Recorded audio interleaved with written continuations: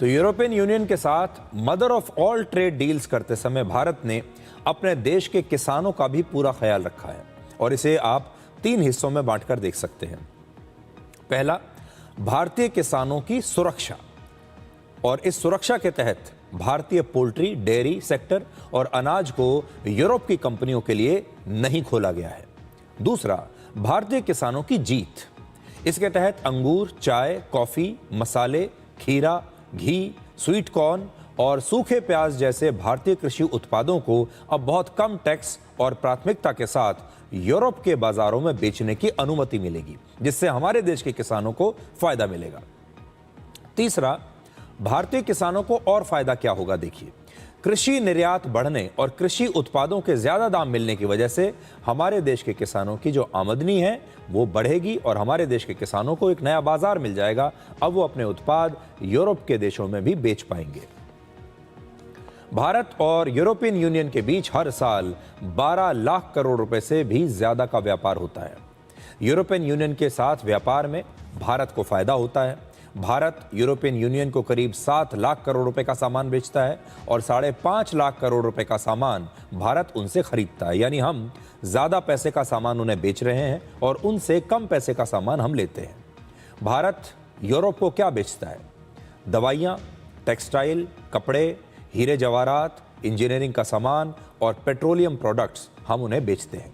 जबकि यूरोप के देशों से भारत में क्या आता है? कार आती हैं, इलेक्ट्रॉनिक्स के जो आइटम्स हैं वो आते हैं, इलेक्ट्रॉनिक आइटम्स, चॉकलेट्स और केमिकल जैसे सामान वहाँ से हमारे यहाँ आते हैं।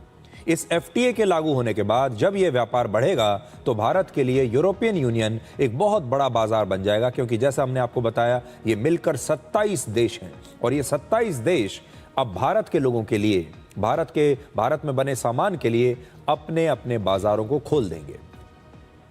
आपको याद होगा, भारत ने वर्ष 2021 से लेकर अब तक न्यूजीलैंड, ब्रिटेन, ऑस्ट्रेलिया, यूएई सहित 8 देशों के साथ फ्री ट्रेड एग्रीमेंट्स किए हैं। भारत के साथ यूरोपियन यूनियन का समझौता हो सकता है कि अमेरिका को पसंद ना आ रहा हो। अमेरिका के ट्रेजरी सेक्रेटरी यानी वहां के वित्त मंत्री स्कॉट बेसेंट ने एक इंटरव्यू में कहा कि अमेरिका ने रशिया और यूक्रेन के बीच समझौता कराने की कोशिश की है। अमेरिका ने इस मामले में यूरोप की तुलना में ज्यादा त्याग किया है और इसी वजह से रशिया से तेल खरीदने पर भारत पर 25% अतिरिक्त टैक्स लगाया गया, लेकिन यूरोप ने भारत के साथ ही व्यापार समझौता कर लिया।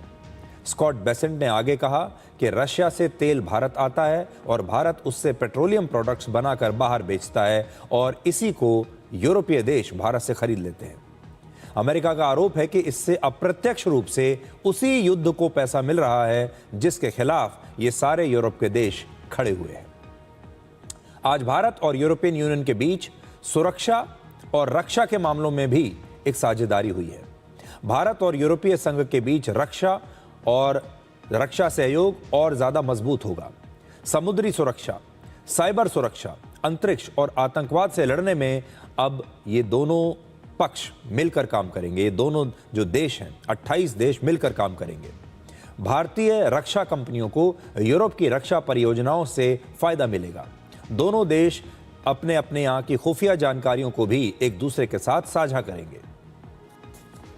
तो ये जो mother of trade all trade deals हुई है, इससे भारत को काफ़ी फायदा होगा। और जैसा कि हम शुरू से आपको बताते आ रहे हैं कि जैसे जैसे अमेरिका ने अपने बाज़ारों को ज़्यादा टैक्स लगाकर हमारे लिए बंद किया, हमारे वो व्यापारी, बिजनेसमैन, हमारा वो उद्योग जो अमेरिका में अपना सामान बेचता था और अब ज़्यादा टैक्स लगने की वजह से उसे अमेरिका से नुकसान हो रहा है, भारत के लिए बहुत आवश्यक था कि भारत अब दुनिया के दूसरे देशों में नए नए बाज़ार तलाश करे ताकि हमारा ये सामान उन बाज़ारों में जाकर बिक सके।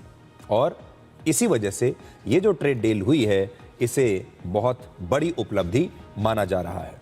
अब देखिए, इससे जॉब क्रिएशन होगा, इससे जो हमारे देश की जो बिजनेस कम्युनिटी है, हमारे देश के व्यापारी हैं, उन्हें फ़ायदा होगा।